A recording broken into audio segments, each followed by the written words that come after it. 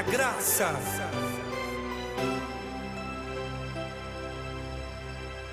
Eu sou o pastor Heitor Antônio da Silva, este é o programa Tudo pela Graça da TV Agathos Play. É um produto maravilhoso feito no Brasil para a honra e glória de Deus e para alcançar o mundo de língua portuguesa em pouco tempo. Aqui estamos com música, com mensagens, com louvor de todo tipo, algumas brincadeiras também para dar um pouco mais de leveza, mas sobretudo muita seriedade, muita história bonita. E neste programa eu quero convidar aqui o meu pastor, olha só, eu tenho pastor, claro que ele é bem mais velho do que eu, está com 900 e poucos anos de idade, pastor Tiago Soares da Rocha. Vem cá, pastor Tiago Soares da Rocha, tenha bondade. Como vai você? Bem, prazer. Senta-te ali, frente, tenha bondade aí. Jovem pastor, é o pastor da Primeira Igreja Batista de Itaperuna, da qual eu tenho o privilégio de ser membro. Foi vice-presidente algumas vezes lá, você sabe disso, né? Graças a Deus. Tentei atrapalhar a sua ida para lá, mas não consegui. Mas, Tiago, casado? Casado, muito bem casado. Ah, conta outra.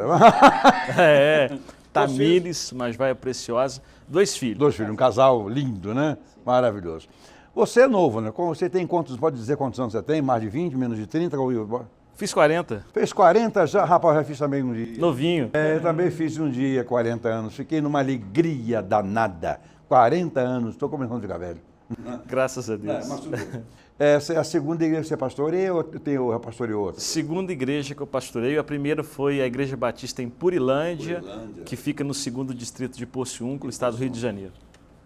E de lá você foi direto para a Primeira Igreja Batista, né? Você tem outra formação além de teologia, né?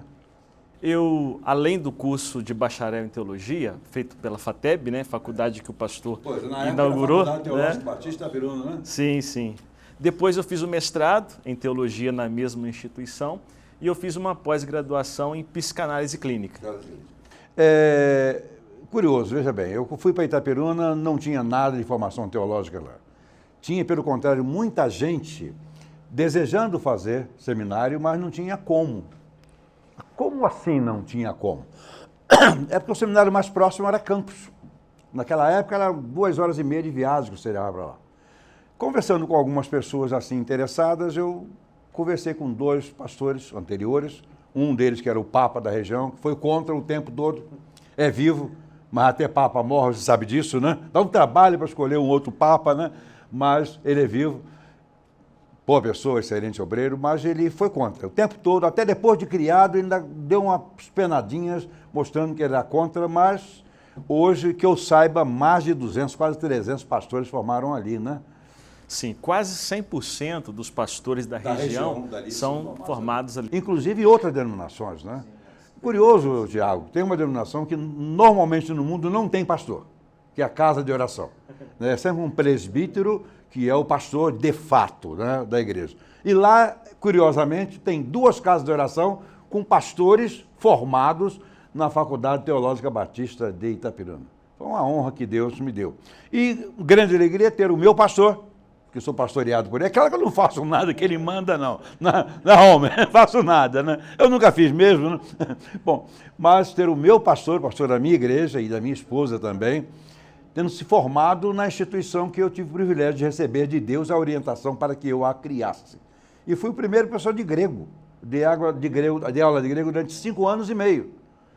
Um dos pastores da região, não da cidade, mas da região, quando começou o curso de teologia, ele teve 2 anos de grego comigo, eu saí, fui pastorear uma igreja fora, cujo vice-presidente está aqui presente, vai dar uma entrevista também daqui a pouco aqui, e eu brincando com a turma, dizia assim, vocês vão longe, com um cachorro danado atrás, vocês vão longe. E ele já fez 30 anos de pastor e 30 anos de ministério na mesma igreja, formado lá na Faculdade Teológica Batista de Itaperuna. Mas, Tiago, você tem um casal de filhos e uma esposa jovem. A relação sua com o ministério, como família, marido, mulher e 2 filhos, e o pastorado, oferece alguma dificuldade, algum manejo atualmente? Olha, a família, ela é a base do meu ministério. A família está em primeiro lugar em tudo na minha vida. Inclusive na igreja. Na igreja, sem dúvida. E assim, sem eles, eu acho que eu não seria a pessoa que eu sou, muito menos o pastor que eu sou. A minha esposa é um porto seguro para mim e os meus filhos, eles são uma grande alegria. Agora, uma coisa é a seguinte, eu fui pastor, muito tempo, tenho 52 anos de pastor, pastoreei 9 igrejas ao longo da minha vida, e eu fiz um compromisso com a minha esposa de não transformá-la em esposa de pastor. É uma esposa do pastor. Esposa de pastor não existe.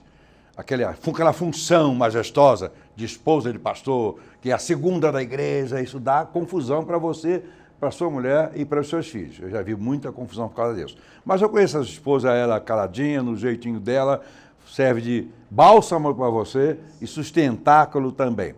Mas você atua também atualmente no seminário como professor, não?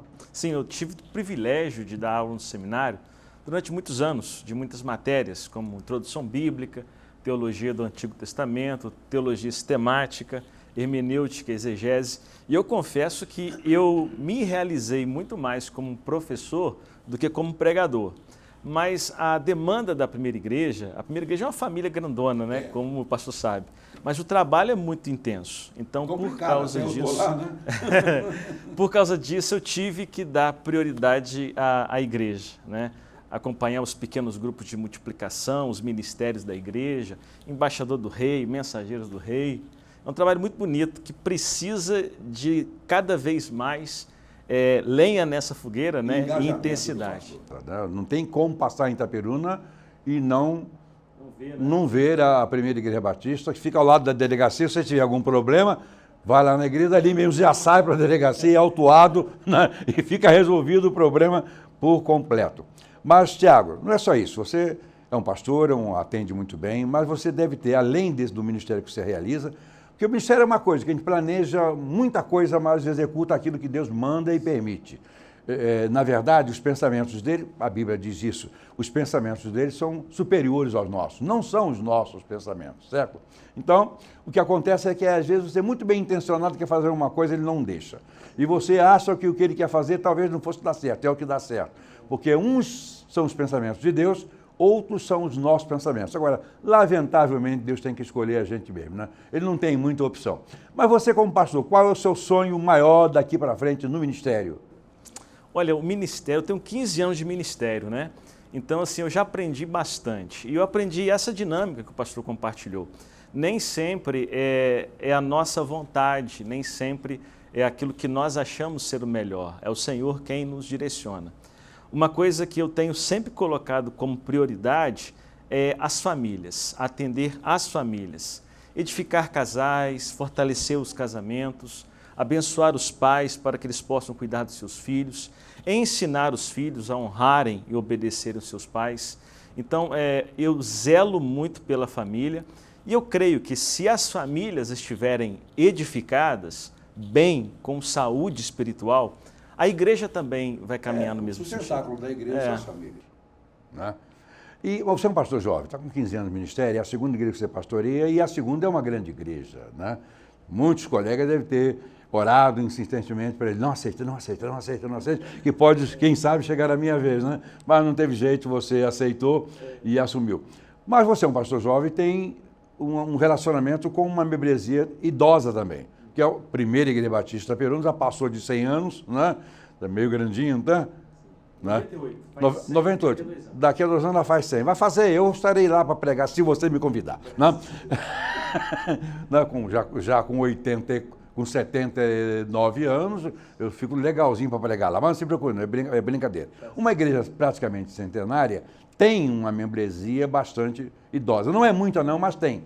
Tem uma estrutura idosa lá. E você sabe que velho pensa como velho, jovem pensa como jovem. Se você misturar os dois, complica tudo.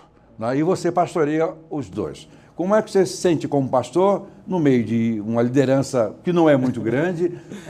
Você tem uma liderança jovem muito boa, essa é verdade, mas você tem uma liderança lá, as cabeças meio quadradas, envernizadas já, e que tem ideias meio fixas. É normal, toda igreja tem, certo? Sim. Toda igreja tem. E uma juventude dinâmica e à disposição para o crescimento. Conciliar essas duas gerações, como tem sido? Olha, para mim, eu me sinto muito mais à vontade num grupo de idosos do que num grupo de jovens. Eu costumo dizer e pensar que, embora sendo razoavelmente jovem, eu possuo a alma antiga. Eu gosto dos hinos antigos, eu gosto das versões antigas da Bíblia, eu gosto da liturgia mais antiga, entendeu? Então eu não tenho dificuldade com a geração dos irmãos mais experientes, até mesmo porque a Bíblia diz que é na multidão dos conselheiros, que tem sabedoria, né, que nós encontramos o caminho de Deus. O meu desafio é tentar encontrar uma forma para alcançar a juventude. Com os mais velhos eu me resolvo muito bem. Os mais jovens que é o desafio. A juventude não é um problema. É que o mundo é um mundo em uma transformação muito rápida, muito grande, e que está afetando mais a juventude que os idosos. Porque os idosos são mais duros, são mais resistentes às mudanças. E os jovens são mais fáceis de ser manobráveis. Então o mundo está mudando muito e avassaladoramente em cima dos jovens. Isso dificulta um pouco, mas nada que a sabedoria de Deus não seja bastante na vida do pastor. Sim, a palavra de Deus é a mesma. A palavra que serve para o idoso, ela vai servir para o jovem, né? Eu dei um pouco mais sorte que você. Eu fui pastor de velho a vida quase toda. Tá? E os que passaram, não deixaram saudades, estão para lá, já morreram também. E eu continuo vivo, mas não estou querendo pastorear nada, estou de brincadeira com o pastor Tiago. Tiago, é um prazer enorme conversar contigo, entrevistar você neste programa e dizer que sinto à vontade como sendo sua ovelha, não vou brigar com você, não vou ser pedra no seu caminho de maneira alguma. Às vezes eu fico com raiva de você de algumas coisas, mas depois chego em casa, oro, como dizia um membro da minha igreja, né? A gente chega à noite, desconta na oração e fica tudo bem. Tá certo, pastor. Muito obrigado por ter vindo, tá? Muito abençoe, obrigado. Deus abençoe a sua esposa, Amém. a seu casal de filhos lindinhos e a sua igreja maravilhosa, tá? Amém. Deus abençoe você. Daqui a pouco você vai dar uma palavra aos nossos corações. Vamos à música. Conosco nesta tarde temos aqui a cantora Laís. Por gentileza, Laís. Laís, o nome dela é interessante, o sobrenome dela é Canto. Qualquer canto ou só o canto musical? Só o canto musical. Senhor Jesus. Você é da primeira igreja batista em Encantado. Isso. É uma igreja fácil do pastor se identificar. Você é de qual igreja? Encantado. Encantado. Mas só Encantado ou Encantada também? Não, Encantado. Só Encantado. Louve ao Senhor. Há uma promessa para mim, peregrino estou a esperar, mas encontrei um lugar. Tiro a sandália dos meus pés e me admiro ao olhar. A sarça não se queima e eu estou aqui diante de ti, e o fogo que me queima, que acende a chama, pode morar em mim, e agora ao teu lado me guio nos teus passos. Quero viver aqui.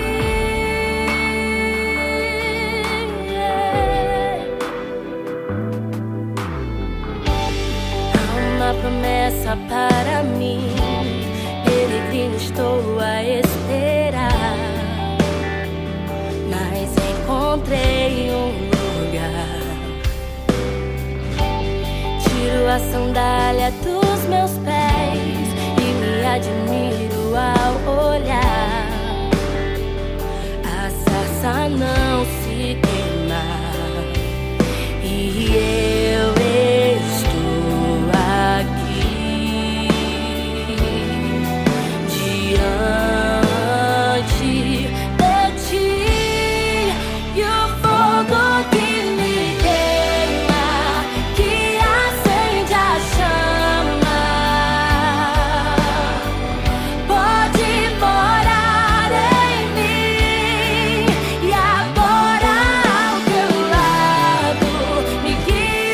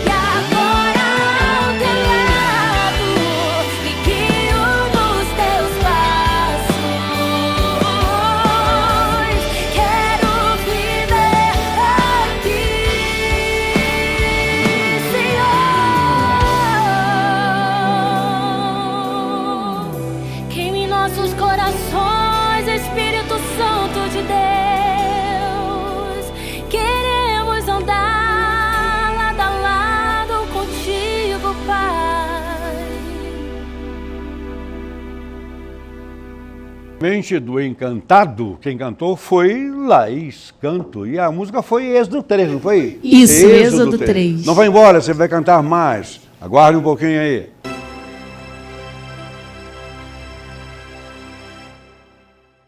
O IBEMP está recrutando representantes para oferecer em todo o Brasil os planos de investimentos desta instituição. Possibilidades de bons ganhos. Acesse agora mesmo ibemp.com.br.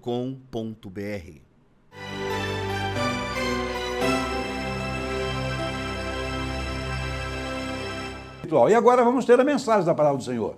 O pastor Tiago Soares da Roça, que acabou de dar a entrevista, que é o meu pastor. Vem cá, Tiago, tu não vai fugir daqui sem pregar, não, né? Pastor Tiago Soares da Roça, que é o meu pastor, rapaz novo, com 15 anos de ministério, 22 anos de idade, ou não, quanto é? 40, né? 40. Você vai chegar à mesma idade, se Deus quiser. Passar não vou deixar não, porque isso aí é privilégio meu, tá? Correto. Tiago, Deus abençoe você nesse momento, trazendo uma palavra de conforto, de consolação e até de pregação do Evangelho para os nossos corações e todos quantos nos assistirem. Deus abençoe você. Muito obrigado. Pastor Heitor, parabéns pelo Ministério Ágatos, que Deus continue abençoando sua vida, o seu zelo pelo Evangelho de Cristo e pela sua família.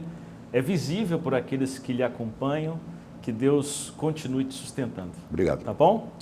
Eu gostaria de compartilhar com os amados Atos dos Apóstolos, capítulo 1, versículo 8. O livro de Atos é também chamado de o Evangelho do Espírito Santo, ou Atos da Igreja. É um versículo muito conhecido que diz assim: porém, quando o Espírito Santo descer sobre vocês, vocês receberão poder e serão minhas testemunhas em Jerusalém, em toda a Judéia e Samária e até os confins distantes da terra. Nessa passagem, Jesus promete conceder o seu Espírito e o seu Espírito daria aos discípulos um poder. E esse poder, ele estava presente na vida dos apóstolos e está presente também na vida da igreja de hoje. É um poder que impulsiona a igreja para a obra missionária. Missão é um projeto de Deus. Missão é a iniciativa de Deus de se autorrevelar, de se fazer conhecido a todas as pessoas, de todos os lugares, de todos os tempos. E Deus pode fazer isso do modo como Ele quiser, pois Ele é Deus. Mas Ele o faz especialmente através da igreja. Este poder dado pelo Espírito Santo à igreja é um poder, então, que impulsiona a igreja para a realização dos propósitos divinos. É o poder da proclamação. Os apóstolos tiveram o poder de proclamar. A igreja da atualidade também possui o poder de proclamar.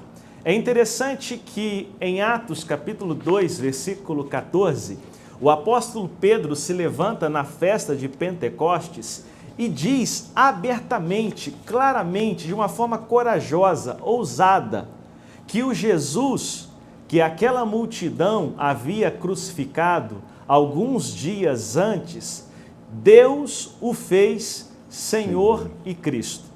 O Novo Testamento chama Jesus de Senhor por pelo menos 650 vezes.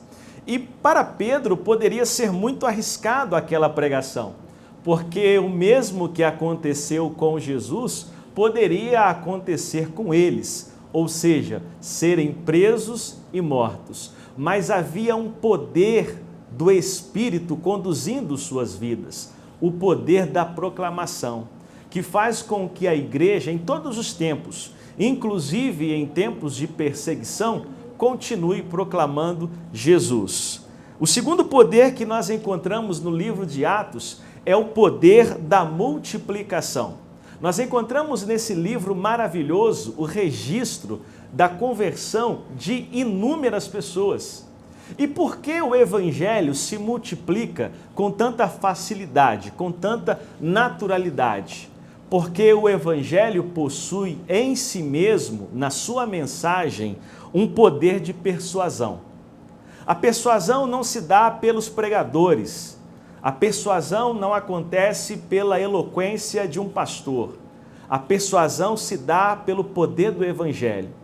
E o poder do Evangelho é bem percebido pelas pessoas porque todas elas sabem que são pecadoras. Todas elas encontram-se numa situação de débito, de dívida com Deus.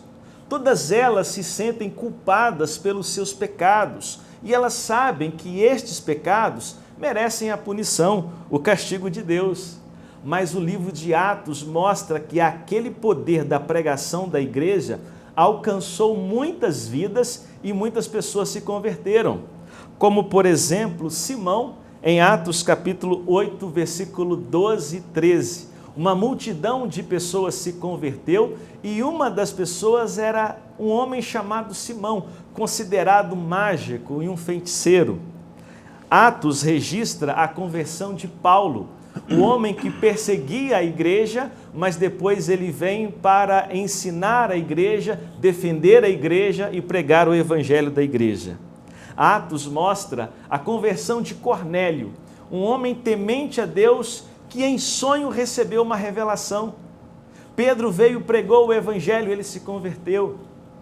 Atos mostra a conversão do eunuco, um homem que lia o profeta Isaías. Filipe, o diácono, se aproximou dele, explicou as escrituras e o eunuco se converteu.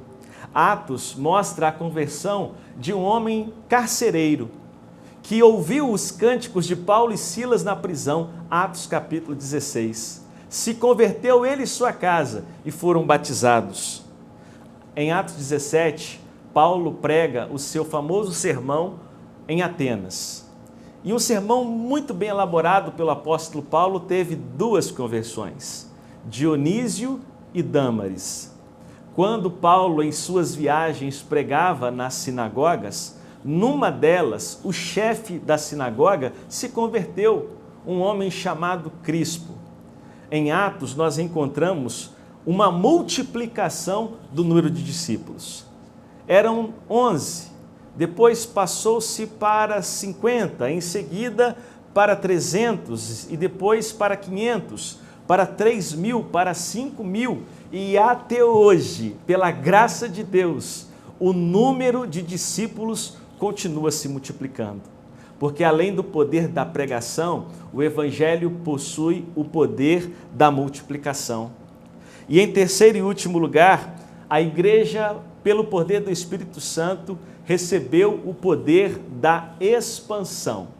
Em Atos capítulo 28, versículo 31, Lucas, o autor desse livro, encerra a sua mensagem da seguinte maneira: e Paulo continuava pregando o evangelho do reino sem impedimento algum. Se você analisar panoramicamente a visão do livro de Atos, você verá que a igreja sofreu perseguição político-religiosa, porque ambos se sentiram ameaçados pelo poder de transformação do evangelho.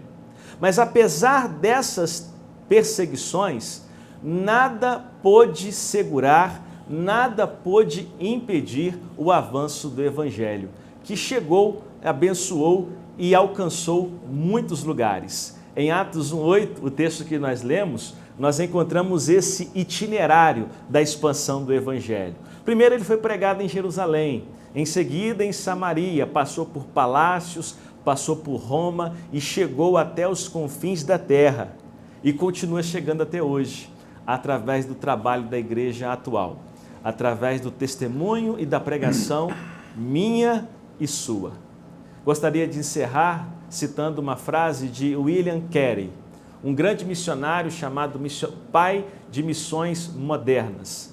E a sua frase diz o seguinte: espere grandes coisas de Deus, faça grandes coisas para Deus. A biografia e a mensagem de William Carey continua inspirando a obra missionária e a Igreja de Jesus Cristo até os dias de hoje. Nós temos o poder e precisamos avançar com a pregação do Evangelho e com o anúncio do Reino de Deus. Que nós possamos ter o privilégio de participar dessa grande empreitada que começou no Pai e nós temos um grande prazer de servir. Que Deus nos abençoe. Pastor Tiago Soares da Rocha, pastor da Primeira Igreja Batista de Itaperuna, meu pastor. Indo a Itaperuna, né? Vou falar aqui com a moça aqui, né? Isso, indo a Itaperuna, e você vai lá, eu sei que você vai gostar, uma cidade bonita, uma temperatura caliente, para não dizer, né? Mas fresquinha, dependendo do aparelho de ar-condicionado que você esteja usando. Mas é uma cidade muito boa, acolhedora, hospitaleira e muitos hospitais. Uma saúde maravilhosa. Tiago, Deus abençoe você. Obrigado. Tá? Deus abençoe. Obrigado. E eu quero dizer, Thaís, lá da Igreja Batista do Encantado, a Primeira Igreja Batista do Encantado. Qual o nome do seu pastor, você lembra? Pastor Marcos Azen. Marcos Azen. Azen. Isso. Azen. Tá bom, conheço Azen. Tá? Deus abençoe você. Ela vai cantar agora Não Mais Escravo.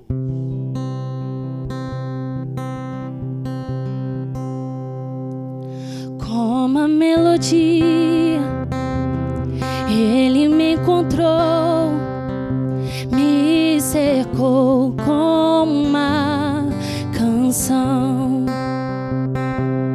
que me libertou dos meus inimigos, dos meus medos, me salvou. Eu não sou mais escravo do medo, eu sou filho de Deus.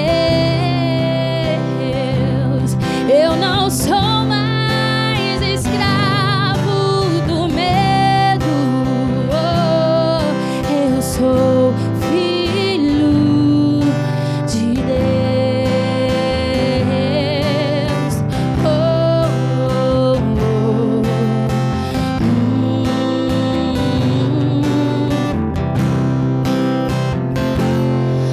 Antes de nascer, escolhido fui, pelo nome me chamou. De novo nasci em sua família, o teu sangue me comprou. Eu não sou mais escravo do medo, eu sou filho de Deus. Eu não sou mais escravo do medo,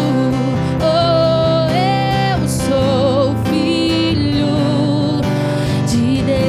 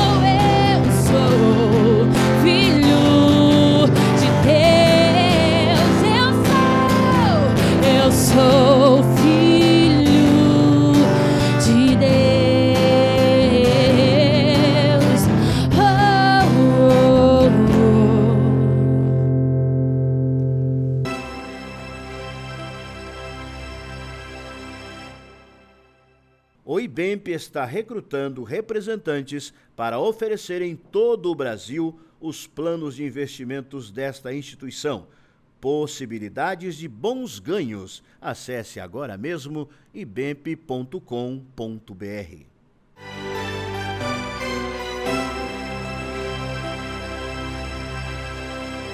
Agora vamos ouvir e acompanhar um cantor lá da Igreja Baluarte, que fica em Anchieta. Vem cá, Atos, Léo Atos. Dos Apóstolos ou Atos, quaisquer Atos?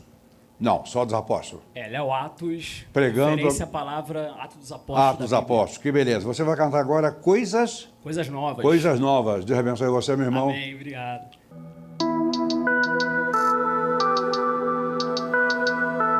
Léo Atos é o novo de Deus. O homem faz planos e esquece do Senhor, mas quem dá a última palavra é o nosso Salvador. Sei como é pensar na fatura do próximo mês, preocupação de como pagar na escassez. Não existe animação no rolê de uma sexta-feira, sem um tostão no bolso só com real na carteira. Desânimo bate, abre a pequena geladeira e vê que falta o pão, o teu leite e a manteiga. Lágrimas e lágrimas, molhe o seu colchão, fecha a sua porta e faça uma oração. Creia que na vida existe uma esperança, depois da tempestade vem o tempo da bonança. Nosso Deus é poderoso, Jeová Rafá. Ele envia provisão e do céu envia o maná. E triunfou na batalha, abrindo um grande mar. No deserto deu água pra Ismael e Agar. Aprendi a contentar-me com o que tenho. A fé no Pai me ensinou a ter empenho. Senhor, teu pastor, e nada te faltará. Coisas novas o Senhor fará. Ele fará, não faltará. Há tempo para cada propósito debaixo do céu, mesmo que a adversidade lhe pareça o fel. Tempo de chorar, tempo de curar, tempo de calar, tempo de falar, tempo de abraçar e o tempo de amar. Estamos no mesmo barco, não iremos afundar. A força do alto, ela veio nos salvar da tempestade e das ondas do mar. Essa pequena crise irá passar, fecha os olhos para imaginar. Somos vaso de barro, ele é nosso olheiro, o nosso único amor verdadeiro. O caminho, a verdade e a vida. Medita na palavra, ela é a única saída. O Senhor, ele te ama, ele cura o enfermo. Ele põe águas no deserto e rios no ermo. As circunstâncias só te vê sofrer, mas a prova nessa vida irá te fazer crescer. Deleita-te no Senhor, você irá vencer. Se tem dúvida na caminhada, basta só crer. Aprendi a contentar-me com o que tenho. A fé no Pai me ensinou a ter empenho. Senhor, teu pastor, e nada te faltará. Coisas novas o Senhor fará.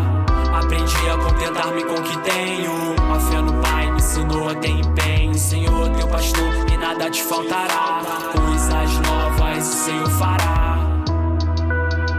Ele fará, não faltará. Yo! Maranata, hora vem, coisas novas. Mais um programa neste sábado maravilhoso para levar em enlevo espiritual a informação. Estamos agora no terceiro bloco e neste bloco nós temos a presença do pastor Joaquim de Paula Rosa, que é o mestre em Bíblia. E neste momento, dentro daquela sequência de todos os livros da Bíblia que ele vai apresentar, nos 66, ele vai falar sobre um panorama, demonstrar o panorama da Bíblia que será estudada nesses programas todos. Graça e paz a todos, é um privilégio voltar a trabalhar esse tema que enche o meu coração de alegria e de entusiasmo, a Bíblia, livro por livro. É a nossa expectativa nessa jornada trabalhar os 66 livros, vendo em cada um deles, entre muitas coisas, com destaque a pessoa de nosso Senhor e Salvador Jesus Cristo, como ele é apresentado naquele livro, e a humanidade, como ela também está apresentada naquele livro, dentro do versículo bíblico mais amado na cristandade inteira, que é João 3,16, que diz que Deus amou esse nosso mundo de tal maneira que deu o seu Filho unigênito para que todo aquele que nele creia não pereça, mas tenha a vida eterna. Nesse programa, que é o segundo, fazendo uma introdução geral à sequência dos 66 livros, queremos dar uma pincelada geral sobre a Bíblia Sagrada em termos estatísticos. Deus me deu o privilégio de estudar numa grande escola em Petrópolis, o Colégio Werneck, E ali, com bolsa de estudos do governo federal, e eu agradeço a Deus, o meu país, por isso, eu fiz o meu curso ginasial, comercial e contabilidade.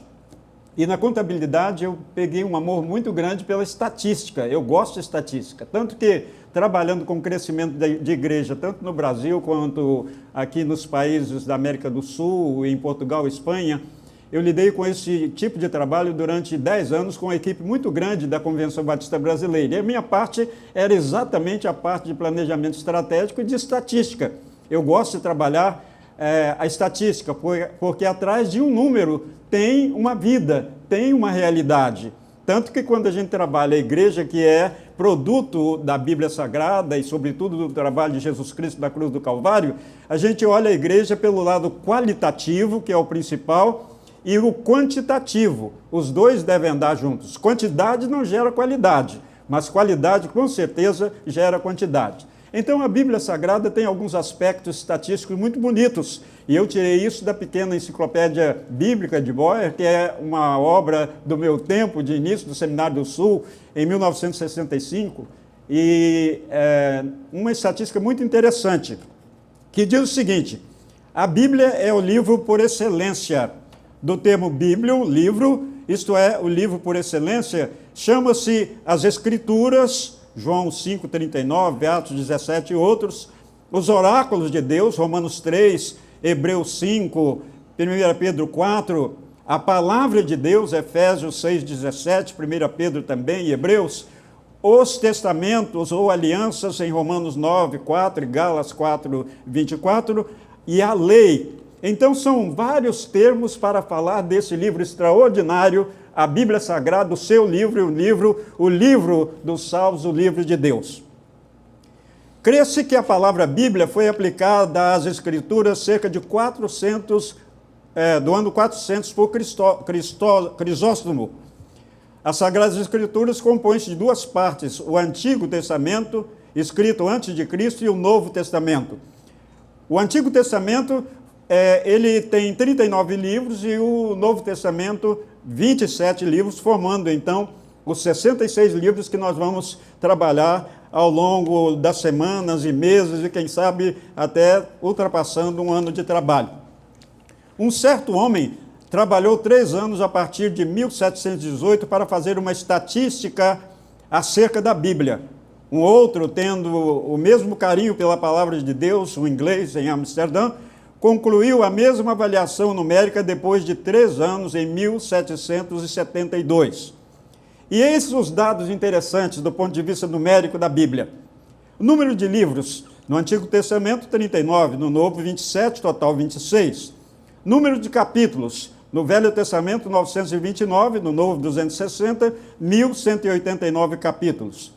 Número de versículos, 23.214 no Velho Testamento e 7.958 no Novo, formando 31.173 versículos.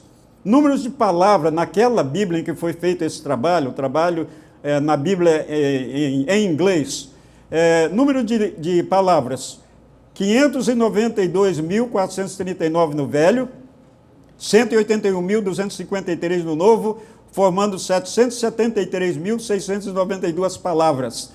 Número de letras naquela versão que foi feita, 2.728.100 no Velho, 838.380 no Novo, 3.568.480 letras.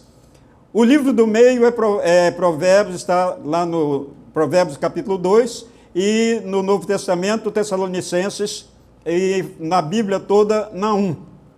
O capítulo do meio está em Jó 29, que por sinal também, segundo dizem os estudiosos, é o livro mais antigo da Bíblia, e Romanos 13 e 14 no Novo Testamento.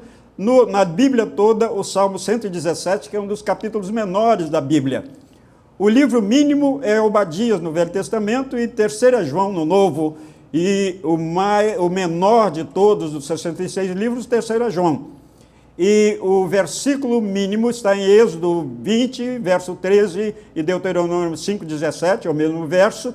No Novo Testamento, João 11, 35, Jesus chorou, até as crianças sabem disso, e na Bíblia no todo, como já disse, Êxodo 20, 13 e Deuteronômio 17. Então é maravilhoso a gente olhar a Bíblia por esses ângulos. A divisão da Bíblia em capítulos atribui-se ao cardeal Hugo, falecido em 1263, e a Stephen Langston, falecido em 1228.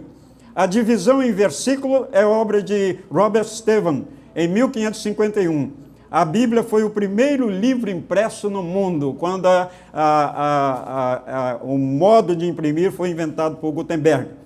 É o livro mais traduzido. Aparece inteira em centenas de línguas e em algumas línguas ainda estão sendo colocadas também em papel. E hoje em dia, caminhando para essa caixinha preta que é o celular, onde a gente, aqui nesse meu celular, eu devo ter umas 30 ou 40 versões da Bíblia diferentes em português e em outras línguas. É com isso que eu termino esse bloco falando desse livro maravilhoso que é a Bíblia Sagrada, lâmpada para os nossos pés e luz para os nossos caminhos. Vamos amá-lo, portanto, porque amando a palavra de Deus, estamos amando o próprio Deus, que cada vez mais nos amará e nos levará para si na hora certa. Graça e paz a todos. Até o próximo programa. Interessante que a própria palavra a Bíblia significa biblioteca. Bíblia é uma biblioteca, é uma coleção de livros. É Bíblia em inglês, Bíblia em grego e Bíblia também em grego, singular e plural. Singular e plural. Então é uma coleção de livros onde nós temos tudo de que necessitamos, certo? Ali estão as palavras que dizem respeito à nossa vida eterna. Próximo programa estaremos juntos mais uma vez. Deus abençoe a todos.